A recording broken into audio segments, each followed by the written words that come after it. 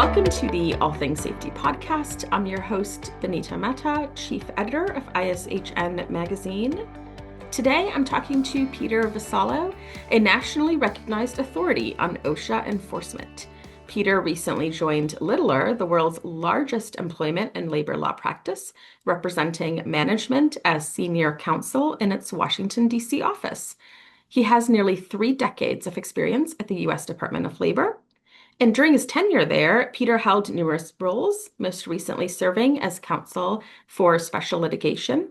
He was also the primary point of contact for enforcing OSHA's process safety management standard and led national efforts related to ergonomic enforcement.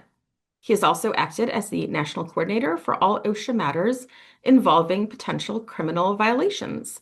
We will be talking about his shift to private practice as well as his experience with the DOL. Hello, Peter. Hello, how are you? Good. Thanks for taking the time to talk to ISHN today.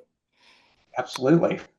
How does your experience over the years advising on policy and shaping legal framework for workplace safety, how is that going to benefit Littler's clients?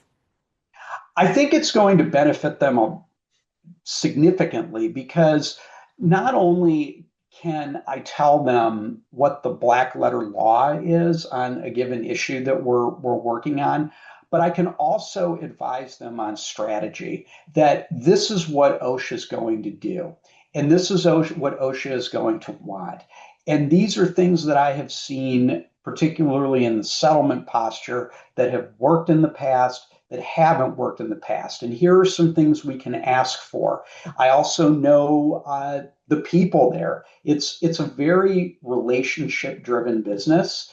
And so say we're working with the given area office or we're working with a given OSHA regional office. I know the people there. And those relationships, I think, will really help going forward, not only in planning strategy, but also I have relationships with them and I hope that they still trust me. I think they do, and that we don't have to do that relationship establishment to be able to work collaboratively with each other because we've already done that in the past. So I think that's really the benefit that you get from having somebody like me representing you, that I just know how the place works. And that's, I think, just as important as getting the law right's obviously the most important thing, but knowing how to navigate around all that, that's pretty important too. And I think it really drives good results for the clients.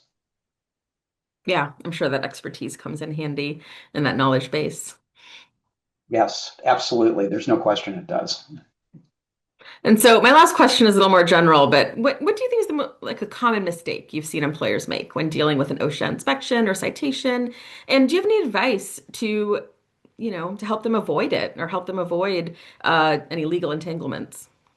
The biggest mistake that I've seen, and this is coming from the government side and just seeing how OSHA reacts to it, when an inspector shows up or when you're working with an employer in an enforcement capacity, it's really important to try not to antagonize the agency. It really is. I'm not saying that you should just roll over and do whatever they want. An employer has rights during an inspection. And one of the things that I really do recognize, and I think some folks in the government don't recognize this, is how disruptive an inspection can be. I mean, it stops production.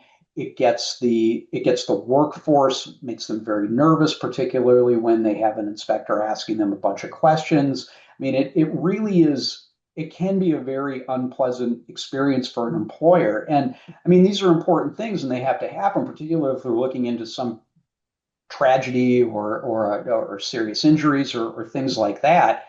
That's important. But my best advice is to be professional, to cooperate to the extent that you can do it, tell the truth.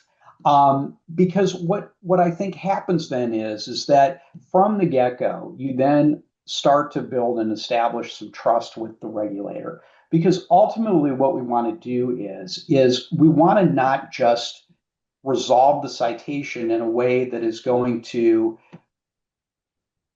be beneficial to the employer, but we also want to protect the workers, and we also want to make sure that going forward, you're going to leave yourself in a place that you're not subject to an OSHA inspection again.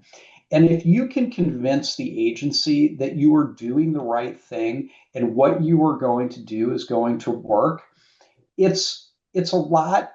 Sure, they have to, under the law, they have to respond to formal complaints. They have to look into things when things come up, but maybe you'll get the benefit of the doubt a little bit more, or maybe when it comes time for you to go in for that informal, or when you want to resolve something, you can sit down and have a constructive conversation with OSHA, as opposed to it being adversarial or very antagonistic, because people just don't react well to that. They really don't. I mean, that's just basic human nature. And now there's a little psychology involved with this too. So again, I'm not saying capitulate and roll over. We're definitely not going to do that. I mean, their employer has rights. The agency has, the four corners of the law that they have to comply with in terms of getting in and looking and warrants and Fourth Amendment issues and whatever, what have you. But, try to cooperate, be truthful, be professional, even if they're not.